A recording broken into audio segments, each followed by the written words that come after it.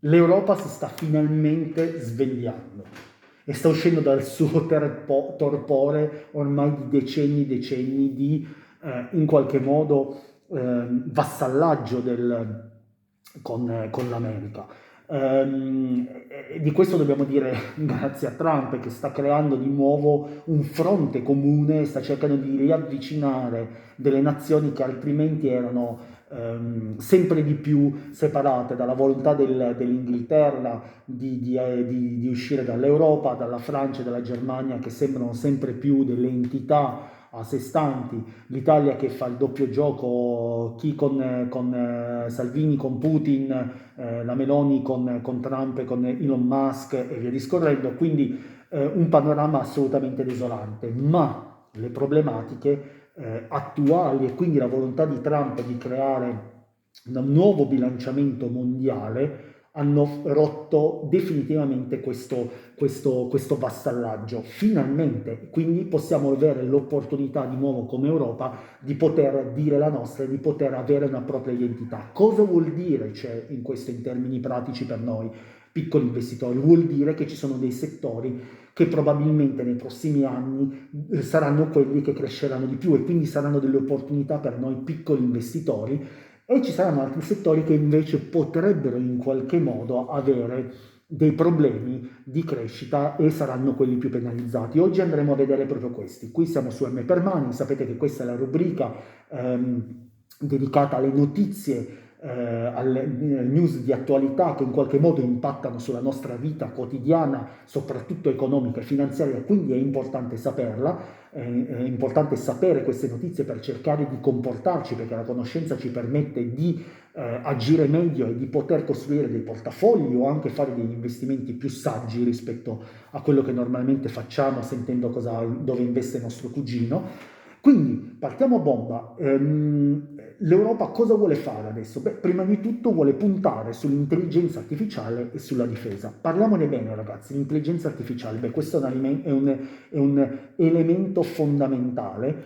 Sapete bene come c'è in qualche modo, come l'intelligenza artificiale sia il tema più caldo in assoluto di questo momento sulla faccia della Terra, perché sull'intelligenza artificiale, probabilmente l'intelligenza artificiale avrà delle derive su ogni aspetto della nostra vita, da quello più banale, come ci relazioniamo nella ricerca su internet e quindi quali proposte ci fa internet quando andiamo ad interrogare il nostro agente di intelligenza artificiale, a come facciamo delle scelte magari o come ci viene, come siamo aiutati, no? Negli investimenti attraverso dei chatbot, attraverso dei robo-advisor e via discorrendo. Quindi permeerà l'intelligenza artificiale ogni aspetto della nostra vita, e chi comanderà quell'aspetto è probabile che comandi, adesso esagero, ma comanderà bene il mondo, cioè, e quindi chi comanda ha delle opportunità economiche incredibili, non solo di potere. Quindi si sta giocando un duopolio molto forte tra l'intelligenza artificiale americana, che è sicuramente il fiore all'occhiello ed è uno dei settori sui quali Trump sta investendo e vuole investire in maniera sempre più preponderante, ma c'è anche la Cina che sta giocando un proprio ruolo. Sappiamo come loro facciano uscire ogni tanto delle notizie in modo di destabilizzare il mercato americano. Sappiamo quando si è parlato di DeepSeek, ieri è uscita un'altra notizia sul fatto che c'è un nuovo agente di intelligenza artificiale che diventa un vero e proprio consulente personale che ci aiuta nelle scelte, cioè ci fa fare delle scelte più oculate per ogni tipologia di attività che dobbiamo fare, quindi delegheremo a questo agente ogni nostra scelta, quindi da che cosa fare durante la giornata, a come organizzarci, a dove andare a mangiare. Ci sarà un consulente che ci potrà dare una mano e quindi avrà una comprensione a 360 gradi di diversi aspetti, quindi ancora un ulteriore passo in avanti di strutturazione, di ottimizzazione dell'intelligenza artificiale. Queste sono notizie, come dire, che escono settimanalmente sui giornali, volute probabilmente dalla Cina per cercare di destabilizzare un po' il panorama, ma sappiamo benissimo che in questo momento l'intelligenza artificiale si gioca in America e in Cina, soprattutto in America in questo momento. L'Europa vuole entrare e quindi si è finalmente accorta che vuole fare dei nuovi investimenti nell'intelligenza artificiale, hanno stanziato un fondo da 5 miliardi di euro per le start-up del settore, e quindi questo è un elemento importante. Io continuo a credere che i punti chiave di questo piano siano interessanti, perché appunto si parla di finanziamenti agevolati per start-up, sostegno allo sviluppo di supercomputer, modelli di intelligenza artificiale generativa, incentivi per l'intelligenza artificiale applicata a industria, sanità e finanza, ma io credo allo stesso tempo che sicuramente noi potremo giocare un ruolo interessante, ma nello stesso tempo non credo che sia determinante, almeno nei primi anni, perché abbiamo un gap tecnologico incredibile, ragazzi, incredibile. Non abbiamo investito in questi anni, non abbiamo investito nel settore tecnologico, che è quello che ha trainato l'America in questi ultimi 10 anni di dominio economico, sbagliando in una maniera determinante, e se siamo dove siamo è a colpa di questo miopia e di questi biechi interessi personali che hanno bloccato questi investimenti all'interno del settore tecnologico. Questa è una buona notizia, quindi impatto sull'intelligenza artificiale, che sicuramente avrà un impatto anche sulla crescita del mercato, come dire, non solo azionario ma anche di crescita globale. E il secondo punto fondamentale, quindi secondo me, sarà anche quello della difesa. Ne abbiamo già parlato nell'altro video. La difesa diventa un punto cruciale all'interno dell'Europa per cercare di fare un fronte comune, di creare un'identità anche difensiva. Eh, ehm, io spero sempre nell'ottica appunto non di aggressione, ma così è, mi sento di dire, per l'Europa, ma per dire ragazzi esistiamo anche noi, e anche se non c'è l'America dietro di noi, noi siamo un'identità, noi abbiamo una possibilità di difenderci se qualcosa può accadere. Perché? Perché sappiamo benissimo che Putin ha delle mire espansionistiche, e quindi questa deve essere un po' un'idea di tutela. È vero che poi questi sono altri discorsi, le vie della pace dovrebbero essere trattate più delle vie della guerra, ma questo è un deterrente. Ma nello stesso specifica idea di deterrenza, io credo che gli investimenti all'interno della difesa facciano anche crescere qui, ci sia un'idea di crescita e di PIL, quindi l'Europa abbia davanti a sé la possibilità di vedere finalmente una crescita consistente, o almeno sostenuta, del PIL rispetto ai decenni passati. E questo vuol dire che questi sono due settori fondamentali per trainare la crescita, e appunto, ripeto, sono l'intelligenza artificiale europea e il mercato della difesa. Sono due quindi settori che potrebbero entrare nei nostri radar per poterci andare ad investire. Io considero sempre però che l'intelligenza artificiale in Europa possa avere delle difficoltà ad avere una rilevanza nel mercato mondiale. Vedremo nei prossimi anni come si svilupperà. Sicuramente il reparto della difesa è un reparto invece che,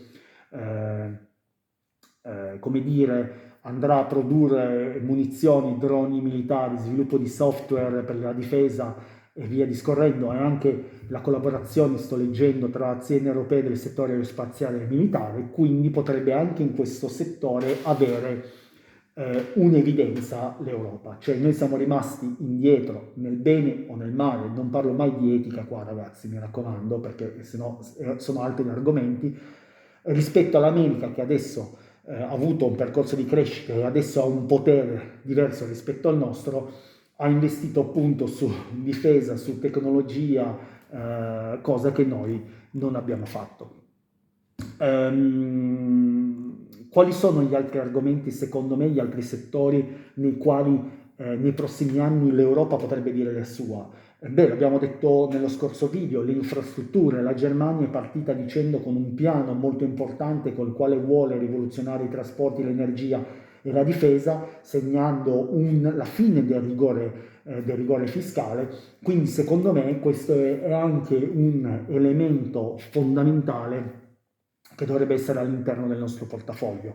Le infrastrutture sono il pallino di Trump, stanno diventando anche il pallino dell'Europa, perché non sarà solo della Germania, ma la Germania ha rivisto a rialzo il proprio PIL interno e credo che sicuramente questa revisione del PIL sia dovuta anche alle potenzialità della ricostruzione, chiamiamola così, no?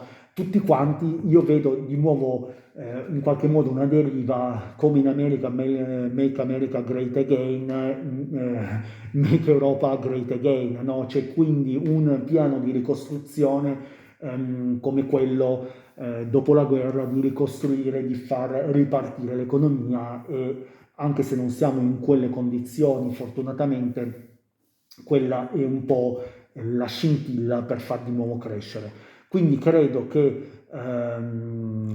questo sia un elemento importante da tenere, da sondare nei prossimi mesi all'interno delle nostre tipologie di investimenti e anche le obbligazioni, perché come ho detto negli altri video è probabile che ci siano ulteriori tassi e questa è la direzione, quindi le obbligazioni perdano in qualche modo il proprio valore, il proprio rendimento, quindi adesso hanno dei tassi magari più importanti rispetto a magari fra 2 anni, quindi chi le prende adesso ha dei rendimenti più alti cercando quella stabilità all'interno dei portafogli.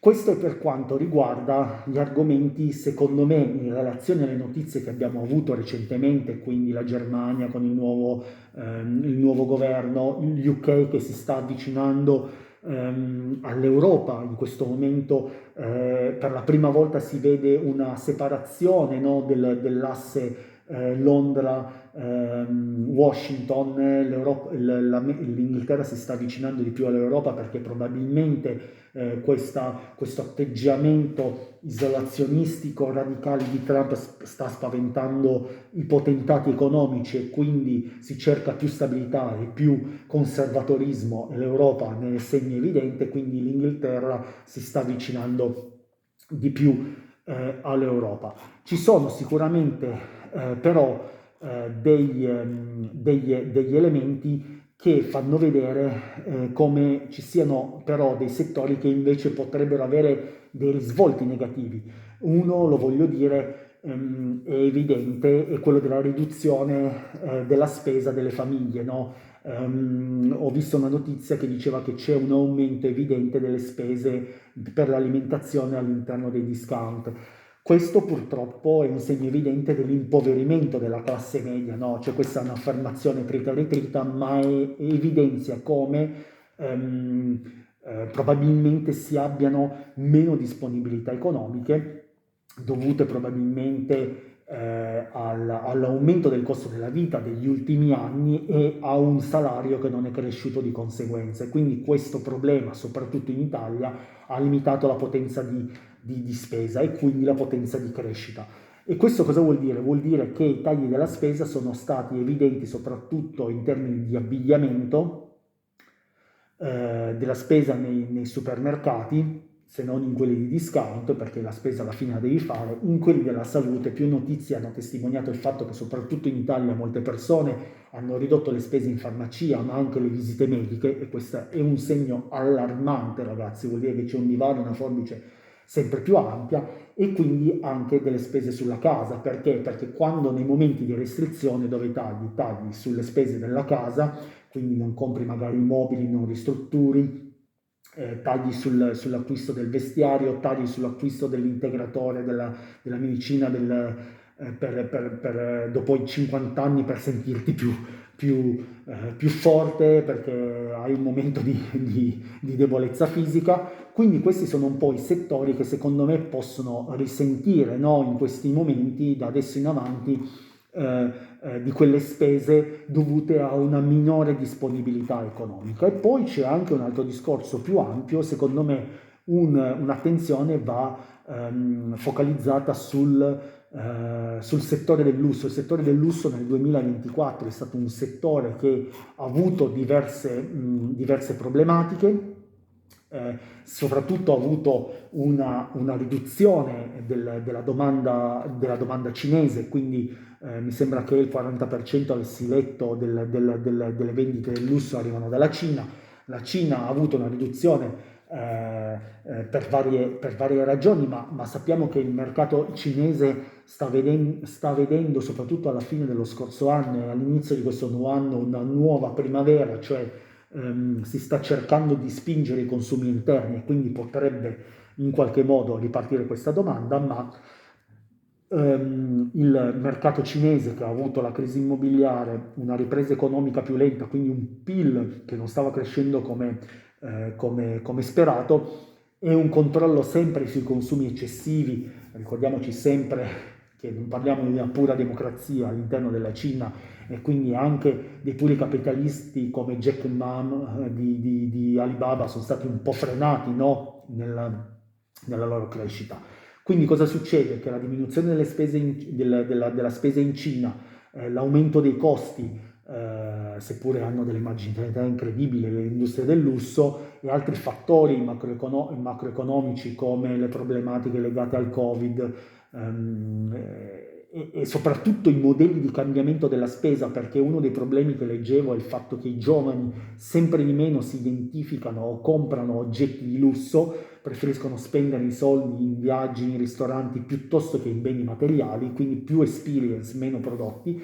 Sta cambiando un po' le regole del lusso, e quindi il 2024 è stato un mercato abbastanza deludente, e quindi c'è stato, non dico un crollo, ma una discesa di questo settore, e anche il 2025 non si sa se preveda una ripresa o una stagnazione. Se la Cina riprende un po' la spinta, sicuramente ci può essere una ripresa, ma è chiaro che il fatto di aver aumentato anche i costi sempre di più ha tolto quella fetta media che si voleva regalare il lusso, e quindi in questo stato di instabilità economica e tutto, come dicevamo, le persone sono anche più prudenti, quindi c'è una fetta molto più piccola che può acquistare quei prodotti, e quindi io non vedo, vi devo dire, nel mercato del lusso, come dire, delle prospettive super rosee. In questo momento ci sono tanti punti di domanda, e quindi va rivalutata nel tempo. Quindi abbiamo identificato un po' quali sono i punti, i settori, secondo me, che potrebbero essere trainanti nei prossimi anni, e quelli che possono avere un po' più di difficoltà. Dite la vostra, ragazzi, mettetela nei commenti, perché è bello creare una community per cercare di crescere tutti quanti insieme.